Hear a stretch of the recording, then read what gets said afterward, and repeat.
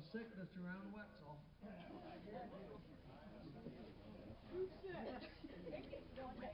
My wife, Dolores, is down with something. Couldn't be here tonight, but I do have some other relatives with me. My favorite brother-in-law, Ray Lotzenheiser's back, old Lucky Lotzenheiser. And my baby sister, Donna. They don't pay you much heed till you get on YouTube, and then they flock around you. We had a lot of company in for the holidays. I got a cousin that lives in Detroit. He travels somewhat, and he was telling the other night, he said he was flying in from Chicago back into Detroit, sitting beside a fella. He said, just nervous and fidgety, and he said, what's the matter? He said, you afraid of terrorists? No, he said, I ain't afraid of terrorists. But he said, you know, I've heard so much about Detroit, all that gang violence and killings and robbery. He said, I hate to move my family there. I may not be safe. Well, my cousin told him, said, don't you worry there. Said, I've lived all my life here in Detroit. He said, it's a lot better than what they're making out. We said, what do you do there? Well, he said, I'm a tail gunner on a Budweiser truck.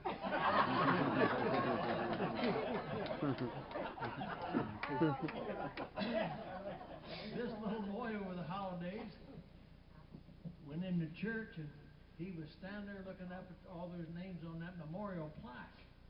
The preacher noticed that, and he said, what you looking at, son? We said, what's all them names up there for? Well, son, he said, those for men and women from the congregation here that have died in the service. The little boy looked a while. He said, was it the 8:15 or 10:30?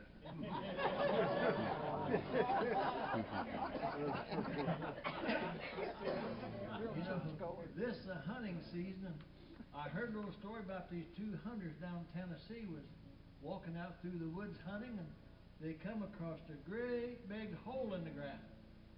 They looked in there, and boy, old Jake said, that's a deep hole. Yeah, he said, you can't even see the bottom. He said, the only way we can tell how deep it is, said, we could find something to throw down in there, we could listen how long it took before that hit the bottom. So his buddy walked over there by the bushes, and he said, here's an old transmission. He said, pretty heavy. He said, help me throw that in. He said, well, listen how long it takes to hit the bottom. So they both got a hold of her, and they went over and heaved that over the side. About that time, they heard a commotion in the bushes, and here come a billy goat about 100 miles an hour right past them, dove right in that hole head first. They thought, where in the world he come from? About that time, an old farmer walked up there, and he said, say, he said, you fellow didn't happen to see my goat, did you? Well, they said, we did see a goat come by here, just running lickety-cut, and jumped right in that hole. Well, he said, it couldn't have been my goat. Said, I had him tied to a transmission.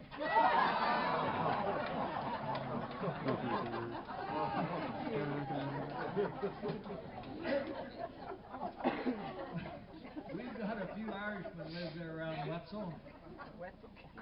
This guy's name is Murphy, and he and Miss Murphy was going to have a baby here just before Christmas, and he was all excited, and they went in there, and he was at the hospital for the delivery, and old doc hollered out, said, Murphy, said, you got a little boy. Oh, he said, that's good. A nice baby boy. Well, he said, now wait, he said, there's something. He said, now you got a girl too. Boy, old Murphy said, two of them right at one time. He said, now Murph, he said, here comes it, and said, you got another boy. Three of them. My golly, he said, Doc, he said, what would cause that? Well, he said it was apparently something during conception. He was talking to Miss Murphy on the way home, and he said, you know, he said, you remember that time we was short on Vaseline? We used that 3-in-1 oil.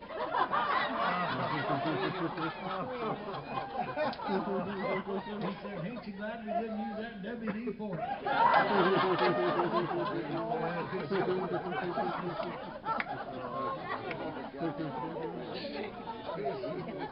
This Mother Superior in the convent was having a meeting with the nuns one morning, and she finally got real serious, and she said, I'm sorry to announce, but he said, we have a case of gonorrhea here in the convent. One old nun clear in the back said, thank goodness, said, I'm getting tired of that Chardonnay. This Australian down there, they call them Aussies, you know, down under, he walked in a pub, and kind of a sharp-looking young fella, and he sat down by a real attractive gal there, kind of give her the eye, and she was kind of watching him, so he sat there and he kept looking at his watch, and she said, "Are you late for a date?" "Oh, no." "No," he said, "I just got this new watch." And he said, "It's quite a watch." He said, "It'll do about anything." Well, she said, "Like what?" "Well," he said, "it's got alpha waves," and said it can communicate with me telepathically. Well, she said, "What's happening right now?" Well, he said, "That watch is telling me," he said, "you're not wearing undergarments." Well, she said, "There's something wrong with that watch." He said, "I can assure you that I am." He tapped it.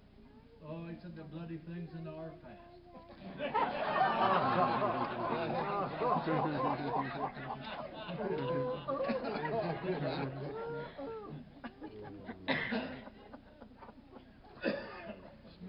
I notice there's a lot of Buckeye fans here. Could see all the high state Buckeye fans. I'm a Buckeye fan myself, and years ago I come that close to playing in a high university stadium there. When I graduated from high school, we just had basketball and baseball, and I'd enjoyed a little success at those sports, but I always really wanted to play football, especially for the Buckeyes. So when school was out, I got right in my car and headed for Columbus. They pointed out the stadium where I could find old Woody Hayes, and I went there and knocked on the door. I said, "Woody, Harv Thatcher here," said, "I'm here to play for you this fall." Well, Harvey said, "Thanks," but he said, "It's just not that easy." He said, "Before you can play for the Buckeyes, you'd have to go out on the field, you'd have to show us your moves, we got to give you a physical." Then he said, "There's a written test." I said, "Bring her on." They took me out there. I know I was in good shape. He watched my moves and said, "Yeah, you got all the moves we'd need all right." He said, "Now let's get that written test." I was in there sitting down just breezing right through it till I got that last question. It said, it was an essay question. It said, "What's what?" Boy, I just scratched my head. I couldn't for the life of me understand how to answer that question. Well, the time was about up, and old Woody come along, picked up the paper, and he said, "Harvey," said, "I see you didn't answer this last question. What's what?" Well, I said, "I just didn't know the answer." Well, boy, he said, "I'm sorry," but he said, "if you don't know what's what, he said, you can't play for Ohio State." Well, you never seen a more disappointed guy coming back to Wetzel. I got back there and I bought one of them little Army surplus boats, and it come a big old goose drownder. Dog Creek was clear out of bank, but I decided to take my wife for a little cruise down Dog Creek there to forget my troubles. It was hot in the summer, and she was wearing one of them two-piece bathing suits, and the limbs, you kind of had to keep pushing them out of the way so we could get down there. Pretty soon, one of them limbs come around, caught under her bra strap, and ripped it clear off. She said, "Oh!" So I turned around. I said, "What's that?" She said, "What's what?" I said, "If I knew the answer to that, I'd be playing for Ohio State." So I want to thank you. You know, with all these new people in the audience, maybe if you introduce these people, so they would really know, Gus, because you got a flair for that. They're hiding from me, and I don't know who